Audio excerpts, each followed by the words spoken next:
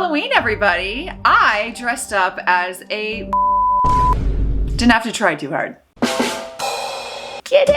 Just kidding! I have to go somewhere after this, so I did not dress up for today's video. But I'm not gonna keep you waiting any longer because we are in the part 2, the final part to this insane story that we started reading yesterday. I'm still a little bit in shock, but I really want to find out where this story goes and how it ends. So let's get to it. All right, so we are in the part 3 of the author's story, which is the final part. If you have not watched part 1 of this video, you're going to want to so that this story makes sense, so I will link it right above on the screen and then just come back to finish the story. After we told my brother about what Pam had done the night after my show, he finally began to confide in me the details of his relationship with Pam. She had come to his high school as a sophomore during his senior year. She immediately caught the attention of my brother and his friends as she was beautiful and expected to be reserved as a new student. However, my brother recalled his female friends saying that she was aggressive in trying to make friends and liked to talk about how her family had moved here from a community in Texas, so elite that it didn't have a name. Many of his friends also had gotten strange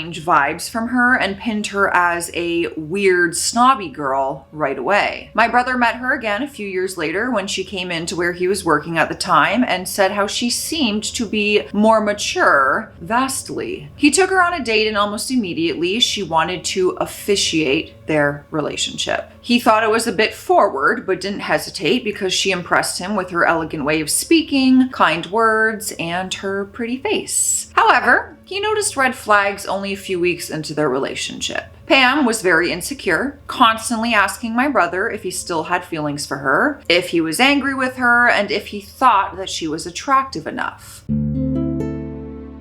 Eventually, this insecurity took a different shape. Pam would send my brother unsolicited nude photographs of herself in the middle of the day, attached to messages asking if he still liked the way her body looked. If my brother went on a period of time in their conversation without calling her beautiful or telling her how nice she looked, Pam would point this out. If he protested in any way, she would become emotional and claim that he didn't love her anymore. Those are some serious insecurities, like deep-rooted, severe trauma coming out. She's got to work through that. This behavior mellowed until the end of the second year of their relationship. This is when narcissism became apparent. Pam would often talk slowly of my brother's previous girlfriends and female friends, boasting about how much more attractive she was than them. Pam refused to attend several of the events my brother asked her to go to, like my birthday dinner or our aunt's funeral, because she, quote, wouldn't know anyone and would have no one to talk to. She also enjoyed referring to herself as a princess and wanting to constantly be doted upon. She often argued with my brother about him spending time with his friends without her because she didn't understand why he wanted to be around anyone else but her. She was 100% convinced she would one day be a celebrity and marry my brother. Celebrity? Where is that coming from? Is your brother a celebrity? Are you a celebrity? However, anytime my brother hinted at wanting to end the relationship, Pam would fly off the handle, as we saw in part 1 and 2, becoming belligerent and promising to harm herself. It says basically end your life, but I cannot say the word.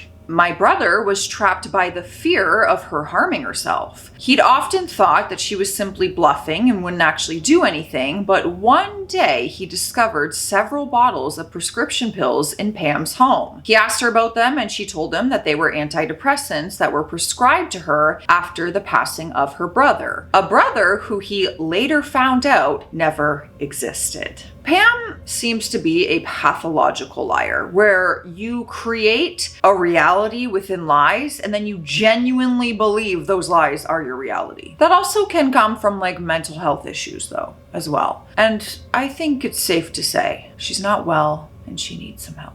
Eventually, Pam began to become angry when my brother would want to spend time with his family without her around. He also told me that Pam fixated a lot on that anger on me. Once she proceeded to refer to me as a sleut and made comments and theories about how my mother must have had an affair of which I was a product of because I was so ugly and my brother was not. So my brother decided it was time to end it no matter what. This information troubled me, as all of her actions following that, like asking me to spend time with her, wanting me to be her friend, and showing up at my school and also the phone calls, it seemed heinous, ill-intended, and even more psychotic than they had been at the time that they happened. But for this final year and a half of our ordeal with Pam, psychotic could not begin to explain what she did to us. I slept little in the weeks following the car incident. My brother, who lived across town, visited and called more regularly. I suspected he felt as uneasy as I did. One night in early December of 2015, it was a rainy and particularly windy night. I wanted to let the cold air in, and I thought that the sound of rain would help me sleep, so I cracked the window only enough to where it could reach the second latch. I also placed the piece of wood my father had cut to help with security behind the window. I pulled my curtain in front of the window, leaving the cracked part of the window uncovered to allow air to pass the heavy blackout curtain. I remember waking from my sleep, vaguely hearing a foreign noise against the roof out of my window. My mom was on the second floor of our house. Our house had 3 levels, and the second story was only 6 or 7 steps up from the primary floor of our house. All of the spaces were different levels, but the bedrooms were the highest and slightly lower than they'd be in a classic 2-story home. What I'm getting at is that my room was hard to get to from the outside, but not if you were aware of the parts of our home and the access points from the other roof levels over the living room and garage. If you tell me that this chick is on your roof right now, I shook the noise off as it was storming, and I thought maybe some leaves or branches were moving around. I turned over to face the wall opposite of my window. Not even a second later, my room was illuminated by a surge of white light. I shot up in my bed. I was momentarily paralyzed with horror. Every one of my limbs felt as if they were floating as I tried to make sense of what had happened. Then, again, myself and every item in my room became a black silhouette as another flash filled the space. I threw the blankets off of me and I ran as fast as I could down the hallway. I was screaming so loud I surprised myself. I ran into my dad as he threw open his bedroom door. He panicked and held me by my shoulders in the doorway to their bedroom and yelled at me to tell him what was wrong. Someone was taking pictures of me through my window. The roof and the house was checked, and they of course found nothing and no one. My mother sat up with me and asked me every basic question a parent asks. Were you dreaming? Are you sure it wasn't lightning? There was no thunder, and I was sure there had not been at the time that it happened. The flashes did not have the same hue as lightning did. I had taken enough cell phone pictures in my life to identify the flash of a camera. I don't know if they believed me then, but I would eventually have proof that would astonish them. My brother adopted Ike in January of 2016. Ike was a 2-month-old, I can't say that. What? Chesapeake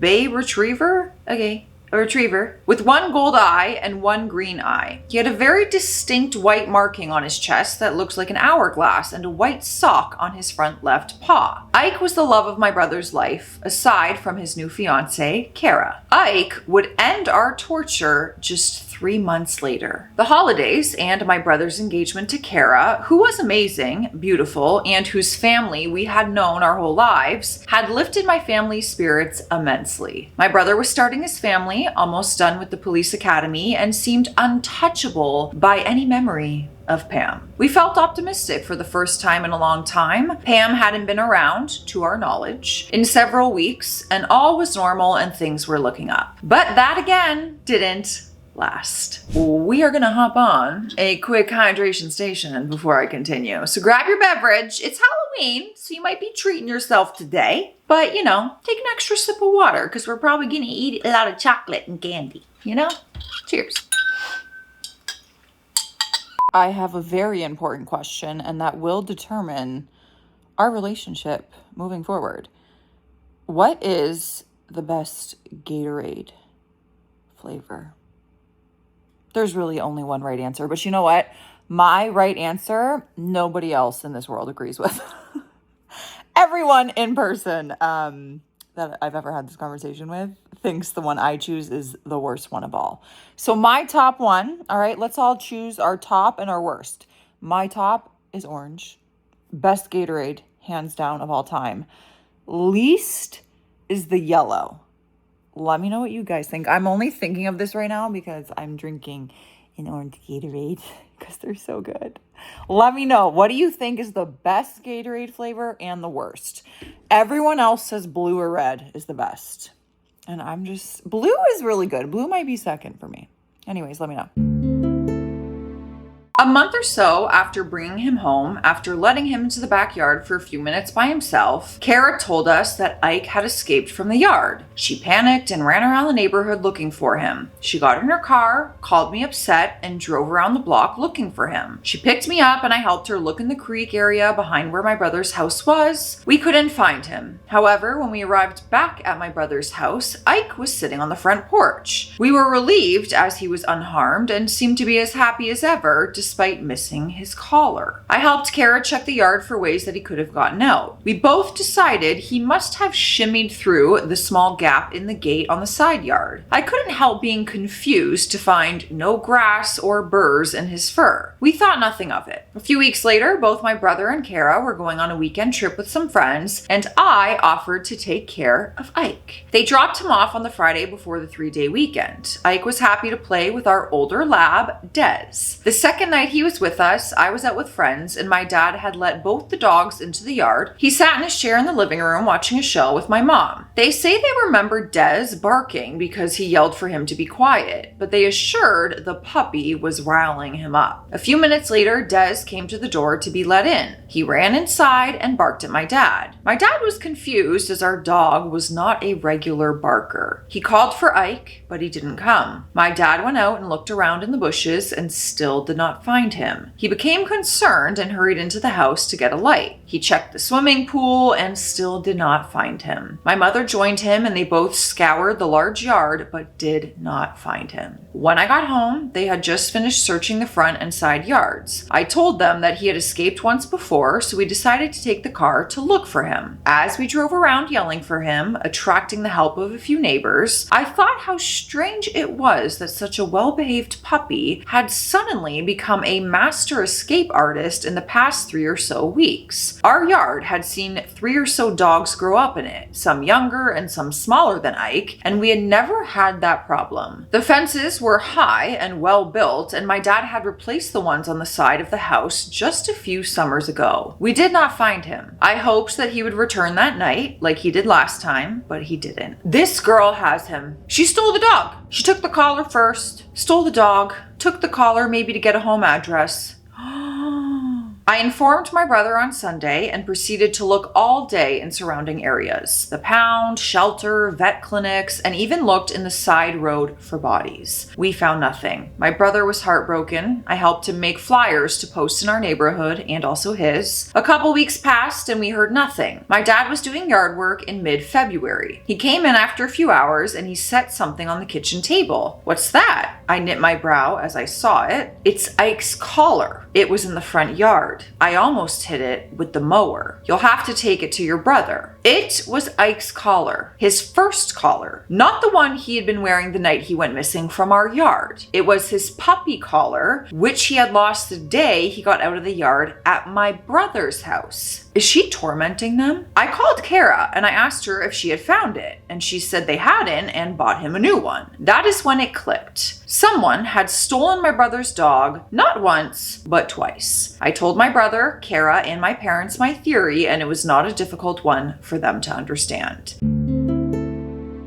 It had to be connected to everything else. Right when we thought she was out of our lives, we decided to take it to the police to add to our case file on Pam. I also told them about the night I had been photographed from my window. The police, like many times before, told us they could not do anything as there was no proof that she had actually done any of these things. Frustrated, defeated, and frightened again. But a few short weeks later, in April of 2016, new developments would finally finally end it all. By complete God-sent coincidence, Kara was with her mother in a small town 45 minutes away from ours. We were planning for my 17th birthday that month, and so preoccupied that we almost put Pam and the fact that she undoubtedly had been watching us for months and had stolen and probably my brother's puppy and then thrown his collar on our front yard to help us connect the dots and give credit to her crime. However, while Kara window shopped in the center of the town, she and her mother noticed a car parked on the street. A car with a puppy in it. It was a bit warm out, so they walked to the window to peek in at the animal. Kara immediately recognized him by his eyes, because he has 2 different color eyes, and the marking on his chest, and the fact that he began crying as soon as she called him his name and he saw her. She phoned the police, phoned my brother, and sat on the back trunk of the car. The police arrived as the owner of the car came back to it. The girl was immediately upset by the presence of the police and Kara's angry accusations. The girl was not Pam, and she became rather helpful. The girl said that she had purchased the dog only a few days ago from an ad online. She told police that the girl she purchased her from was super shady and eager to get rid of the dog, who was skinny and at a very cheap price. The girl who had sold her the dog claimed that she, quote, didn't want the stupid dog. It was a present from her boyfriend, but it was the wrong kind. Pam had always liked small dogs. She told the police that she had met the girl to purchase the dog at an apartment complex a few minutes from where they were, but that she wasn't sure what apartment that girl lived in. The police, after Kara had informed them of our situation, used Pam's name to find out that she indeed lived in an apartment complex with 2 roommates. They interviewed Pam's roommates the next day, but Pam was not there. They told detectives that they almost never saw Pam, her room was always locked, and that she was always gone. She didn't have a job, though she claimed to have one, and her mother was there a lot checking up on her and dropping off rent to them. However, when they did speak to her, she talked about how her past relationship and switched between how much she loved him and his family to how they all deserved to die and that they were going to hell. With the information given by the girl who had purchased Ike and by Pam's roommate, the police finally had sufficient evidence to search Pam's apartment. I don't know much about what they found. What I do know horrified my family and horrified me. On Pam's computer, they found hundreds upon hundreds of pictures of my brother, my parents, Kara, and of me. Our cars, our houses, my school, my brother's school, of Ike. Pictures taken through our windows at night. Pictures of us sleeping. Photos taken from our social media of our vacations. The picture of my brother's proposal to Kara. She had even doctored herself into some of them. Like, this is beyond obsessive. She still had pictures of her and my brother and her with my family up around her room. She had kept Ike in her closet for weeks on a towel with just water and little food. In her search history, they found everything from, I can't even say half of this. I'll censor it. From SA fantasy and other violent adult videos to weapon research. I hope that's explaining it enough by me having to censor that. The police now had sufficient evidence to arrest Pam. Pam had been obsessively stalking my family for more than 2 years. She had stalked us from her car, following us around town. It had been her snapping photos of me from the roof outside my window. She had watched my brother drop off Ike at our house. She had documented her opinions of us, our habits, and her plans in a journal, which we will not get to see until the case is taken to trial next month. My brother, myself, my father, the girl we found Ike with, Pam's roommates, several of my brother's friends, and Pam's mother will testify against her. It will be the first face-to-face interaction any of us will have had with her in many months, and I am terrified. And I'm angry. I'm angry that an evil, narcissistic, psychotic parasite like her had latched onto my brother, onto my family, and single-handedly stripped us of our security, our sanity, and our trust. Every creak, every bump, every unknown face, and every vehicle following too closely will send me into a tailspin of dread dread that I'll see her again, standing in my front yard in her dress and looking up to the sky with a vacant, animalistic gaze. My life became a real horror story. Not because of a haunted house or because of an axe-wielding murderer, but because of a sick girl with a broken mind and a fixation on something unattainable. I'm 17 years old and I've experienced an ordeal most will read and think it's a sad attempt at a thrilling fiction post. My family is healing, I'm healing, and she did not break us. Now, there is a top comment here because you might be wondering, and I am, about the dog Ike. Someone asked, did you ever get Ike back, or did the girl end up keeping him since she was innocent in all of this? Like the girl who bought the dog from Pam. OOP said, oh no, Ike came home to my brother and he was so happy to be back. Which makes me so happy. What a freaking ride. Now, I did check for updates at this time of the posting to see if there was anything after the trial. I haven't found anything. I will keep my eye out. This was from 2016. So if they didn't post it, I have a feeling that they might not at this point because it's been over a decade, but I will keep you posted. Let me know your thoughts. Hope you have a happy Halloween. If you are out there celebrating today, stay classy, stay sassy, and stay spooky today. I'll see you guys tomorrow.